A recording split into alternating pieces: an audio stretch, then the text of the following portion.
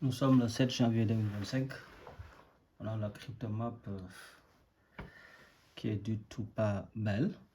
On est en rouge parce que on a le Bitcoin qui avait cassé certaines résistances jusqu'à celui des 92 à 0,12 pour aller taper les 94 190.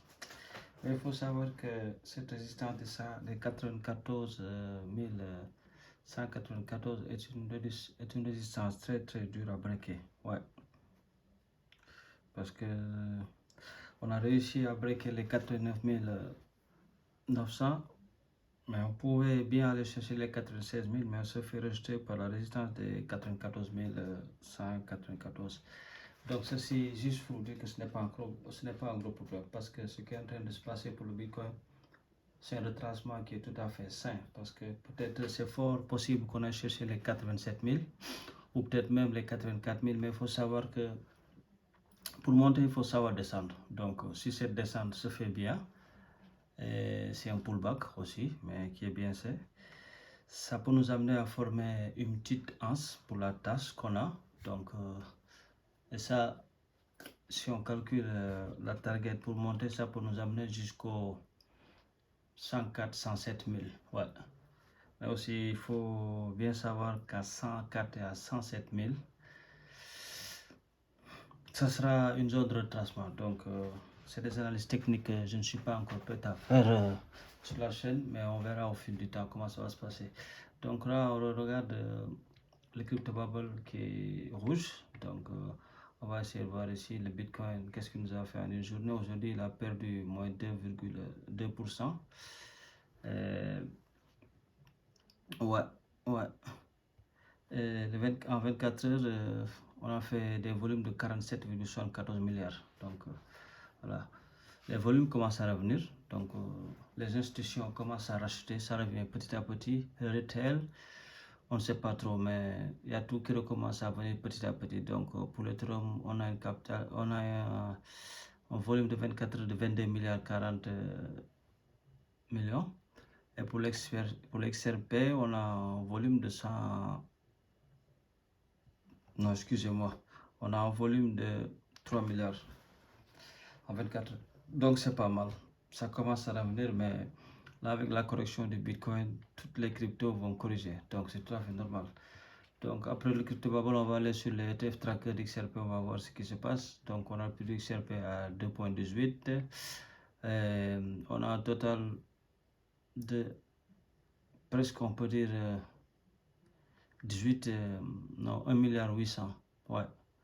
Ce qui nous fait 793 millions d'XRP qui ont été quittés de la circulation, et ça nous fait 0,79% de la supply totale d'XRP.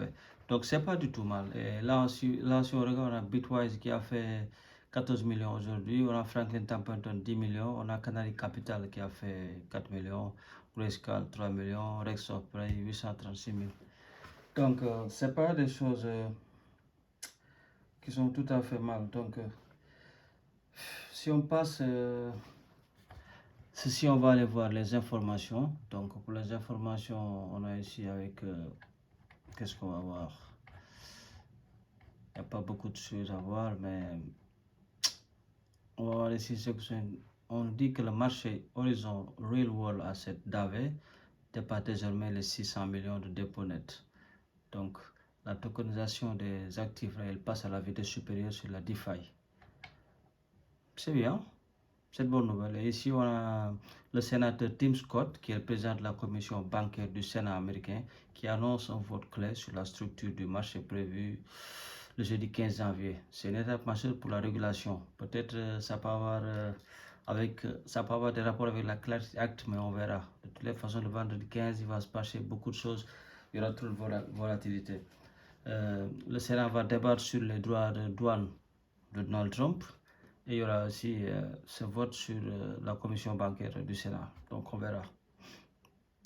Et là, on a les émetteurs de stablecoin qui ont généré environ 5 milliards de dollars de revenus sur l'Ethereum en 2025 sur le token terminal. et Ethereum qui reste l'infrastructure clé derrière l'économie des stablecoins. Voilà. Et là, on a les banques communautaires américains qui font pression pour fermer une faille du Genius Act qui permettait aux échanges crypto d'offrir des rendements sur les stablecoins. Selon eux, elles estiment que cela menace directement le modèle bancaire traditionnel. Personne ne sait, ils sauront. Là, on a juste le géant bancaire Morgan Stanley qui a 1300 milliards d'actifs en gestion, qui a officiellement déposé un formulaire S1 auprès de la SEC pour lancer son Ethereum Trust. Donc, on peut aller voir la vidéo ici. Là, elle nous dit que Morgan Stanley a juste lancé son S1 pour avoir des ETF sur Bitcoin et Solana. Donc, si Morgan Stanley le fait sur Bitcoin et sur Solana, il faut savoir qu'il ne va pas tarder à venir le faire sur XRP parce que Solana ne vaut pas mieux qu'XRP. Solana, il a la hype, il est backé par les géants de ce monde, donc c'est ce qu'il pousse, mais XRP ne va pas tarder à rentrer parce que la cour des grands, là va jouer XRP et Solana ne jouera pas. Je vous le dis, ce n'est pas un conseil financier, mais on le verra. Donc, on a Chris Larsen qui est le cofondateur de Ripple, qui parle du plan maître de Ripple qui est de remplacer Swift. Il a dit sur une vidéo en live, mais je ne suis pas quelqu'un qui va chercher des vidéos pour les amener. Je commencerai quand j'aurai beaucoup plus de temps. Mais j'ai vu la vidéo, il a dit. Donc, ce qui veut dire, c'est que Ripple, il est là pour remplacer Swift parce que Swift est vieux. Je l'ai dit 1000 fois sur les vidéos. Jusqu'à Donald Trump, il a dit que l'épine dorsale de la finance mondiale est archaïque. Swift ne peut pas le faire.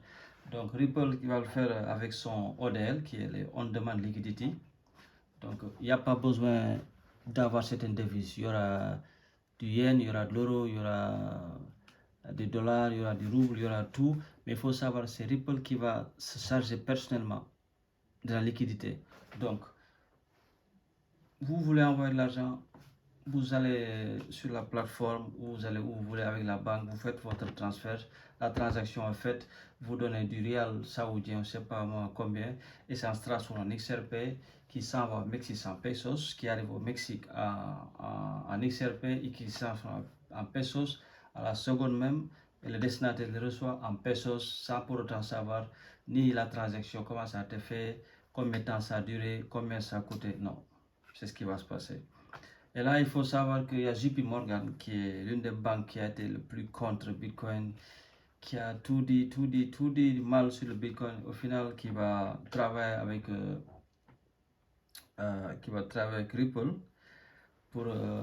parce qu'ils sont en train de travailler avec G-Treasury pour payer certaines entreprises, pour que certaines entreprises aussi peuvent payer le filiale et que tout puisse se faire avec XRP.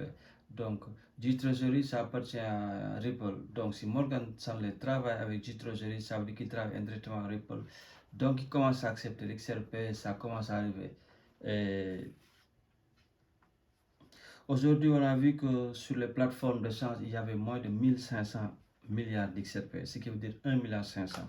Donc, les gars, depuis 33 jours ou 35, 36 jours, on fait des entrées nettes, on ne fait pas de sortie. Tout le monde achète sur les ETF, donc ça fait qu'acheter. Il n'y a aucune sortie. C'est le seul ETF au monde qui a enregistré autant d'entrées depuis son jour de lancement jusqu'à présent. Le meilleur ETF. Et toujours, il n'y a pas BlackRock, il n'y a pas Vanek, il n'y a pas Fidelity. Si ces trois, ils rentrent, c'est sûr qu'en une journée, ils peuvent rafler $1 milliard sur du XRP. Donc, ne pas se positionner maintenant, c'est comme vouloir acheter des actions de Google ou d'Amazon ou d'Apple maintenant, hein, alors que vous auriez pu le faire il y a 20 ans ou 19 ans de cela. Donc c'est juste ce qui est en train de se passer. Donc si les ETF XRP continuent sur cette lancée, je vous dis dans moins de 6 mois, le prix pourra se multiplier par 5 ou par 10. Ouais. Donc il y a Jay Clever qui avait dit que XRP arrivera à $100 à la fin de l'année. Mais à la fin de l'année, ça ne va pas dire juste, il a dit 31 décembre, il peut se tromper, mais ça va être dans ces jours parce qu'il y a quelque chose qui est en train de se passer aussi. Tu vois, selon la géopolitique, si Iran se fait attaquer par Israël, c'est sûr que le détroit d'Ormuz va être fermé et 80% du pétrole peut-être passe par là-bas. Donc s'il n'y a plus de pétrole, On n'appelle pas, c'est comment dire, il y a des coupures d'électricité au niveau international, ça a déjà commencé en Allemagne et ça s'était passé en Espagne. Et donc, le système bancaire international au système bancaire du monde va collapser, va avoir un collapse. Et après ce collapse, ils essaieront de mettre sur pied le nouveau système financier, le nouvel ordre financier avec les digital currency, les crypto-monnaies. Et sur ça, c'est XRP qui sera poussé l'avant pour faire les cross-border payments, XLM pour faire les P2P entre les humains, et Kant Network pour les entreprises et Edra Ashbar pour les institutions financières. Donc c'est un plan tracé. Nous ne pouvons pas savoir ce qui se passe et nous ne saurons jamais ce qui se passe. Mais tout ce qu'on peut essayer de faire, c'est de le suivre et savoir pour le mettre les pieds et essayer de mettre les nôtres aussi. Ça va être quelque chose de très difficile. On n'y arrivera pas, seul Dieu le sait. Donc, et il faut savoir que aussi, dans peu de temps, s'il y a ce qu'on appelle l'offre choc, la supply choc, ça veut dire qu'il y a 100 milliards d'XRP et peut-être il y a 56 milliards qui sont dans le scroll, il y a 44 milliards qui sont en circulation et la plupart ont été détenus par des institutions et des banques qui vont l'utiliser. Et il peut lui-même en apprêter à certaines agences financières, en apprêter à certaines institutions financières. Et d'autres sont en train d'en accumuler, mais il faut savoir qu'ils peuvent aussi en accumuler dans les dark pools, là où nous ne savons pas, et ce ne sont pas sur des plateformes de sanctions sur rien. Mais se positionner maintenant pour l'XRP, les gars, je vous le dis, c'est se positionner, c'est comme acheter Google il y a 20 ans de cela, c'est comme acheter Amazon il y a 20 ans de cela. Jusqu'à présent, XRP, il n'a pas explosé. XRP n'est pas connu. Personne ne sait pourquoi XRP a été lancé. Mais nous qui sommes avec XRP depuis plus de 12 ans, nous qui le suivons quotidiennement, qui prenons des informations quotidiennement sur XRP, nous savons où va cette crypto-monnaie. XRP n'est pas fait pour valoir ni 10 dollars, ni 100 dollars, ni 1000 dollars. XRP est fait pour valoir 10 000 dollars pendant une bonne durée. Et après, il pourra passer de 10 à 100 jusqu'à 1 million. Parce que aussi, c'est une crypto déflationniste. Plus il y a des transactions, plus il y a des bonnes sur XRP. Donc, ne vous laissez pas emballer, ne vous laissez pas amener par la hype. Il faut juste se focaliser sur l'utilité. Parce que la spéculation, c'était juste pour amener la masse. Maintenant, ce n'est plus de la spéculation. Maintenant, c'est de l'utilité.